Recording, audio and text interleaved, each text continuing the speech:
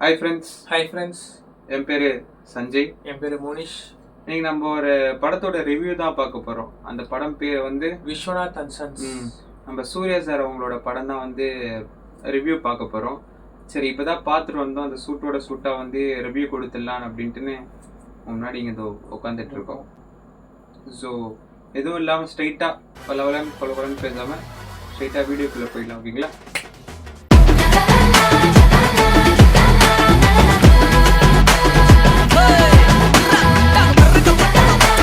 Okay, இப்போ நம்ம வந்து சூர்யா சார் அவர்களோட விஸ்வநாதன் அண்ட் சன்ஸ் இருக்குல்ல, அந்த படத்தை நீங்கள் ஒரு வேளை பார்க்க போகிறீங்க, தேட்டரில் போய் பார்க்க போகிறீங்க அப்படின்னா இந்த ரிவ்யூவை இப்பயே ஸ்டாப் பண்ணிட்டு நீங்கள் போய் இந்த படத்தை வந்து தாராளமாக பார்க்கலாம்.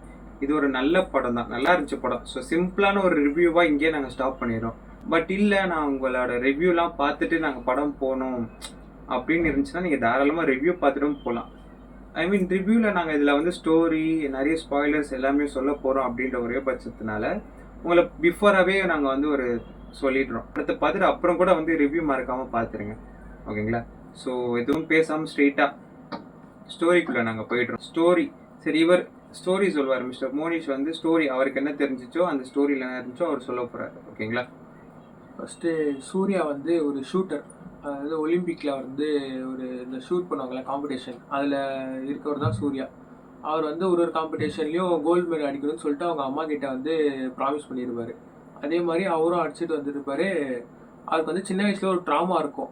அது என்னென்னா, அவங்க அப்பாவுக்கு வந்து 2 ஒய்ஃப் இருப்பாங்க. அதனால வந்து இவரும் கல்யாணம் பண்ணிக்க மாட்டேன்னு சொல்லிட்டு இருப்பார். அப்புறம் வளர வளர அவங்க அம்மாவும் சூர்யா வந்து கல்யாணம் பண்ணிக்க சொல்லி கேட்டுட்ருக்கப்ப சூர்யா வந்து நான் வந்து கல்யாணம் பண்ணிக்கல, ஆனால் வந்து பேபி இது பண்ணுவேன்னு சொல்லிட்டு சரகேட் பேபி வந்து யூஎஸில் போயிட்டு இது பண்ணிட்டு வந்துடுவார். பேபி வந்து எடுத்துகிட்டு வந்ததுக்கப்புறம் அந்த பேபிக்கு வந்து ஒரு பிரச்சனை இருக்கும், போன் மேரோ அப்படின்ற ஒரு பிரச்சனை. அதை வந்து மாற்றுறதுனால டிரான்ஸ்பிளான்ட் பண்ணணும்னா அதோட அந்த சரகேட் மதருக்கு தான் மாற்றணும்.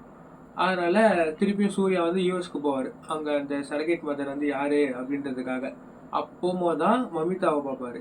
திருப்பியும் டிரான்ஸ்பிளான்ட்டுக்கு இங்கே கூப்பிட்டு வந்துடுவார், இங்கே இந்தியா கூப்பிட்டு வந்து அங்கேருந்து என்னென்ன நடக்குது, அது சூர்யாவுக்கும் மமிதாக்கும் உள்ள ரிலேஷன்ஷிப் என்ன, அதுக்கப்புறம் என்னென்ன ஆகுதுன்னா கதை. ரொம்ப ஷார்ட் அண்ட் ஸ்வீட்டாக சொல்லணும்னா, சூர்யா சரகேட் மதர் மூலியமாக ஒரு குழந்தைய பெற்றுப்பார். அந்த குழந்தைக்கு ஒரு பிரச்சனை வந்துடும். அதனால் அந்த பிரச்சனை வந்து அந்த சரகேட் மதரால் தான் தீர்க்க முடியும். அதனால் அந்த சரகேட் மதரை வந்து இங்கே கூப்பிட்டு வருவாங்க. கடைசியில் அந்த சரகேட் மதருக்கு சூர்யா மேலே லவ் வந்துடும். இவங்க சேர்ந்தாங்களா இல்லையா அப்படின்றதான் வந்து கதை. அடுத்தது இப்போ வந்து கேரக்டர்ஸ் பற்றி வந்து பேச போகிறோம்.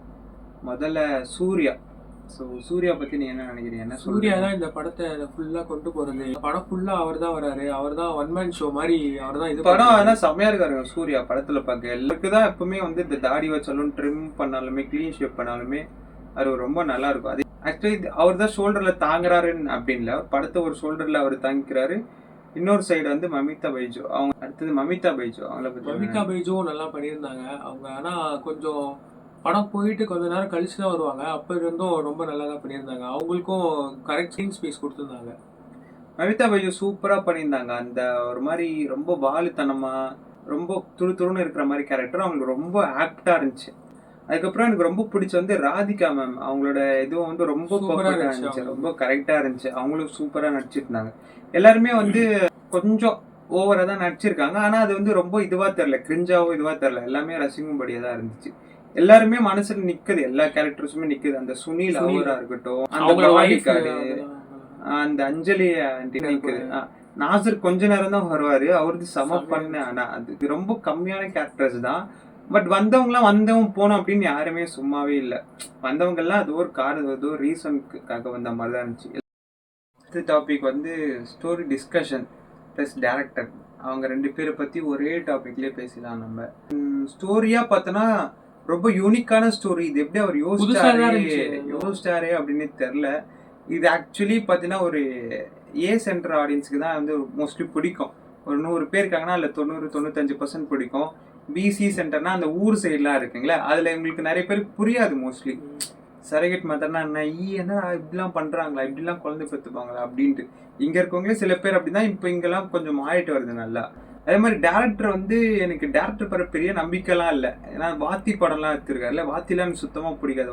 லக்கி பாஸ்கர் வந்து நான் அந்த படம் சரியாவே பார்க்கல, லேட்டாக தான் போனோம் தியேட்டருக்கு, அதனால அந்த படத்தையே பார்க்கல. நிறைய பேர் நல்லா இருக்கு, பயங்கரமா இருக்குன்னாங்க. இந்த படத்துக்கும் பெரிய ஹைப்லாம் ஒன்றும் இல்லை, சும்மா நார்மலாக தான் போனோம். ஆனால் படம் நல்லா இருந்துச்சு, ரொம்ப ஒரு ஃபீல் குட்டாக இருந்துச்சு படம். இது ஒரு கைண்ட் ஆஃப் ஒரு தோலா படம் இருக்கு பார்த்தீங்களா, தோலாவில் ஒரு வே ஹேண்டில் பண்ணியிருப்பாங்க அந்த தெலுங்கு டேரக்டர்ஸ்லாம். இந்த மாதிரி ஃபீல் குட்டாகவே போகும் படம் ஃபுல்லாக, அது மாதிரி ஃபீல் குட்டாகவே போச்சு. படத்தில் வந்து 2 ஃபைட்டு தான், ஒரு ரீசனுக்காக தான் வந்த மாதிரி, சும்மா வைக்கணும்னு வச்ச மாதிரி இல்லை.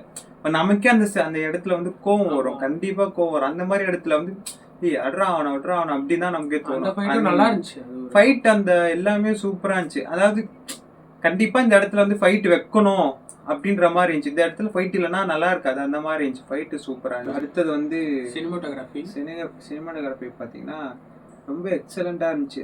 கலர் பாலட் எல்லாமே வந்து சூப்பராக இருந்துச்சு. அது மாதிரி கலர்ஃபுல்லாக இருந்துச்சு ஃபுல்லாக, படம் ஃபுல்லாக எல்லாமே. அது மாதிரி வந்து ஃபைட்லாம் கூட சூப்பராக இருந்துச்சு. அந்த ஃபைட்டில் வந்து அந்த மோக்கோ போட்டா அது யூஸ் பண்ணியிருக்காங்க, ரொம்ப சூப்பராக இருந்துச்சு. அந்த ஒரு செகண்ட் ஃபைட்டு வரும், அதே மாதிரி எல்லாருமே அழகாக காமிச்சிருந்தாங்க.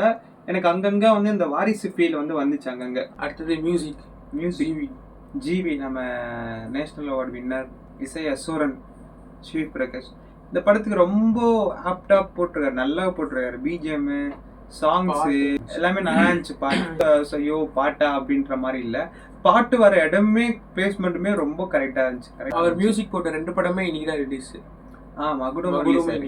எந்த ஒரு குறையுமே இல்லை, எதுவுமே குறை சொல்ற மாதிரி இல்ல.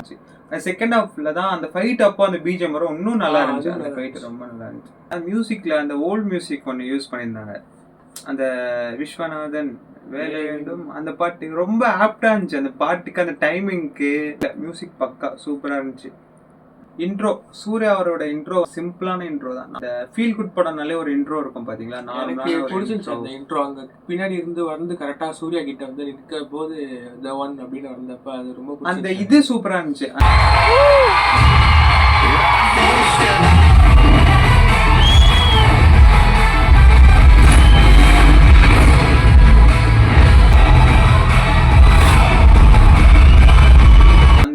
லியோ டைப்ல தான் எல்லாருமே பண்றாங்க, அதுல இருந்தா அந்த ஃபேமஸ் ஆச்சு அந்த டைட்டில் கட் போறது, அது நல்லா இருந்துச்சு.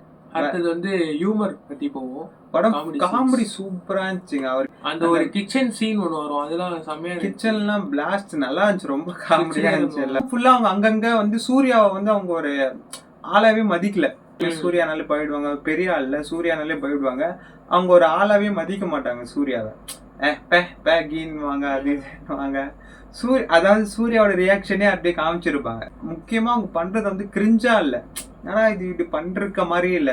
இது காமெடி வந்து சூர்யாவும் சுனிலோட அந்த காம்போ வந்து ரொம்ப நல்லா இருந்துச்சு. அது புதுசா அவர் வந்து சும்மாவே இருப்பாரு, அந்த சுனில் லாயர் வேற, அவரா பேசவே மாட்டாரு. ராதிகா மேமே வந்து ரொம்ப நல்லா பண்ணியிருந்தாங்க, காமிக்கலா. அவங்களோட இந்த கெமிஸ்ட்ரியே சூப்பரா இருந்துச்சு. சூர்யாவுக்குமே சூர்யா மமிதா பைஜு கெமிஸ்ட்ரி மாதிரியே மமிதா பைஜுவோட ராதிகாவும் கெமிஸ்ட்ரியும் நல்லா இருந்துச்சு. சூர்யா அந்த சுனில் அவங்க கெமிஸ்ட்ரியும் நல்லா இருந்துச்சு. அந்த பாடி கார்டு அவர் கூட வருவார்ல, அந்த கோமதி அக்காவா, கோமதி அக்கா, அவதும் நல்லா இருந்துச்சு. நாசர் நல்ல காமெடி, அதுவும் அந்த ஒரு சீன் தான் மறைக்க முடியாது. அந்த குழந்தை வந்து அவர் மேல வந்து வாமிட் பண்றோம், அவர் வேஷ்டி சட்டை போட்டிருப்பாரு, வாமிட் பண்றோம், வர வழியில கிட்ஸ்கான ட்ரெஸ் மட்டும் தான் இருக்கும், அந்த கடையில பெரிய சைஸ் அப்படின்னு ஒரு ட்ரௌசர் போட்டு ஷர்ட் போட்டோம். அது நல்லா இருந்துச்சு, நல்லா காமெடியா. என்னதான் எனக்கு பொறுத்த வரைக்கும் ஸ்டோரி என்னதான் சூப்பரா இருந்தாலுமே எனக்கு ஸ்டோரி ஒரு 30% தான். ஸ்கிரீன் பிளே தான் மேட்டர். ஸ்கிரீன் பிளே தான் 70% படத்தை காப்பாத்துறது அப்படின்றத நம்புற வேண்டாம். ஸ்கிரீன் பிளே தான் இன்ஜின் மாதிரி. ஒரு படம் ஒரு மொக்க கதையா இருந்தாலுமே ஸ்கிரீன் பிளே நல்லா இருந்துச்சுன்னா ஓரளவுக்கு ஓடிடும். சம கதையா இருந்தாலுமே ஸ்கிரீன் பிளே நல்லா இல்லைன்னா ஓடாது. இந்த படம் வந்து இப்படிதான் எடுக்க முடியும் எனக்கு தெரிஞ்ச வரைக்கும். ரொம்ப ரேசியாலாம் எடுக்க முடியாது, ஒரு ஃபீல் குட்டான படம் தான் இந்த படம். ஸ்லோவா கொண்டு போயிட்டு அப்படிதான் முடிக்க முடியாது. ஸ்லோவா கொண்டு ஒரு பெரிய ஒரு ட்ரிக் இருக்குங்க. ஒரு படம் ஸ்லோவா போறது தெரியாம இருக்கணும்னா நீங்க அங்கங்க காமெடி வச்சா போதும். அங்க காமெடி வச்சா ஸ்லோவா போறதே தெரியாது. அந்த டெக்னிக் தான் இதுல படத்துல யூஸ் பண்ணிருக்காங்க. படம் ரொம்ப பொறுமையா தான், அந்த கதையோட்டமா பார்த்தோம்னா ரொம்ப பொறுமையா தான் வந்து நகருது. ஆனா போறதே தெரியல, அந்த காமெடி இருக்கிறதுனால பாட்டு போயிட்டே இருக்கு. ஸ்கிரீன் பிளே வந்து இது இப்படிதான் பண்ண முடியும் எனக்கு தெரிஞ்சு. இதை விட பெட்டரா கூட பண்ணலாமா தெரியல, பட் ஆனா இதுவே பெட்டரா இருந்துச்சு. கரெக்ட். அப்புறம் இந்த படத்தோட பாசிட்டிவ்ஸ் நெகட்டிவ்ஸ் பாக்குறோம். ஸோ பாசிட்டிவ்ஸ் பார்த்தோன்னா நிறைய சொல்லிட்டே போகலாம், எக்கச்சக்கமா சொல்லிட்டே போடலாம். சூர்யா சார் தான் பெரிய பாசிட்டிவ்.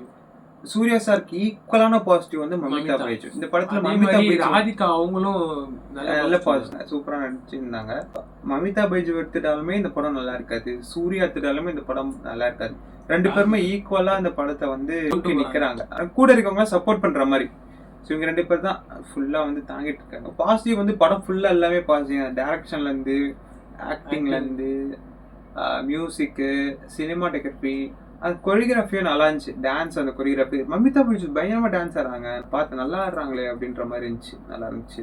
அதே மாதிரி நெகட்டிவ்ல ஒன்று சொல்லணும்னா, எனக்கு ஸ்டார்டிங் கொஞ்சம் அந்த 10 நிமிஷம் வந்து கொஞ்சம் ஸ்லோவாக போகிற மாதிரி இருந்துச்சு. எனக்கு அப்படியே கொஞ்சம் போராக போகிற மாதிரி இருந்துச்சு. அதுக்கப்புறம் பிக்கப் ஆயிடுச்சு படம். அதுக்கப்புறம் அதே மாதிரி பாசிட்டிவ்ல நான் ஒன்று சொல்லணும்னா, எமோஷன் சூப்பராக ஹேண்டில் பண்ணியிருந்தாங்க. ஆக்சுவலி நான் நினச்சேன் என்னடா எமோஷன்ஸ் எதுவுமே வரல, ராதிகா மண்டையை போட்டால் நல்லா இருக்கும்னு நினச்சிட்டே இருந்தேன். அதே மாதிரி அவங்க இறந்துட்டு அப்போ சூர்யா ஸ்டார்டிங்ல அந்த அழுவ மாட்டாரு, அப்படியே வந்து அந்த இதுவாகவே இருப்பார். கண்ணில் தண்ணியே வராது, அது மாதிரியே இருப்பார். யாருமே இல்லாத போது ஒரு ரூம்ல போயிட்டு அவரு ஒரு ஃபோன் வச்சிருப்பாரு. அவங்க அம்மாவுக்கு மட்டும் தான் நம்பர் தெரியும். டக்கு டக்குன்னு எடுத்து பேசிடுவாரு.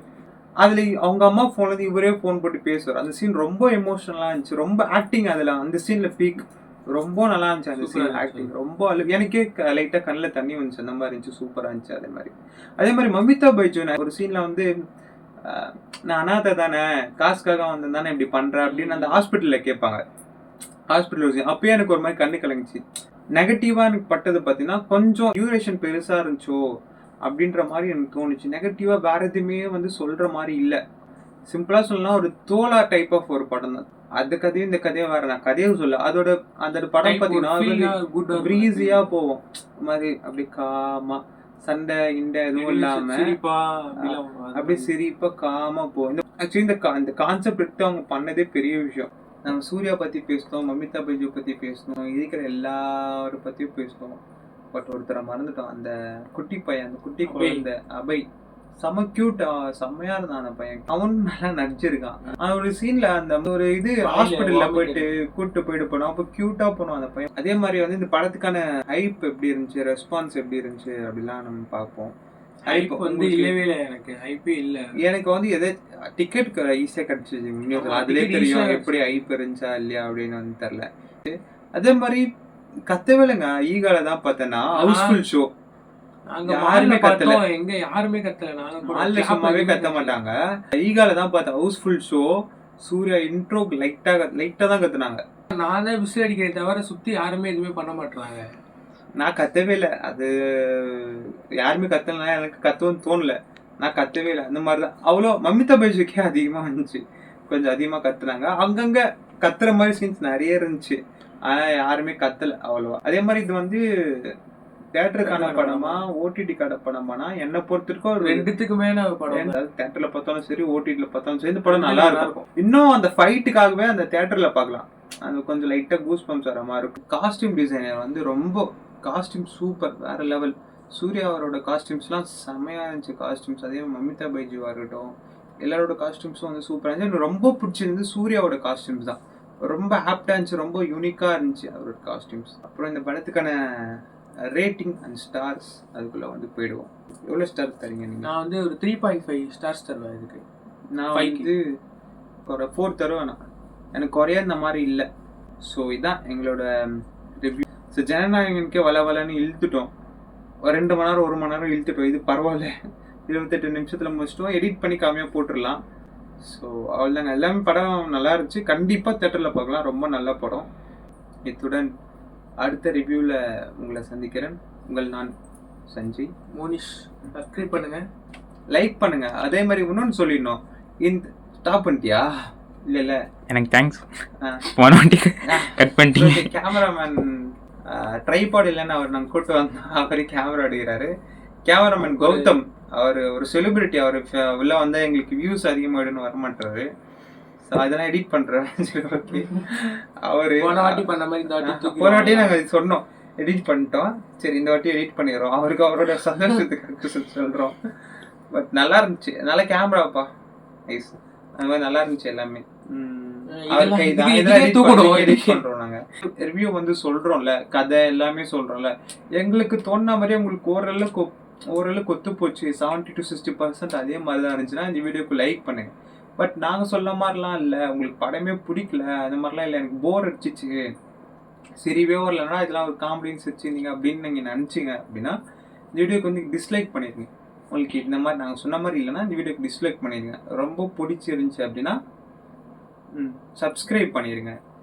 இன்னொரு உங்களுக்கு ஏதாச்சும் ஹெல்ப் பண்ணணும்னு நினச்சிங்கன்னா உங்கள் ஃப்ரெண்ட்ஸுக்கு ஷேர் பண்ணுங்க, அவ்வளோதான். ஸோ இதோட வீடியோ வந்து முடிச்சுப்போம் இல்லைங்களா? பாய்.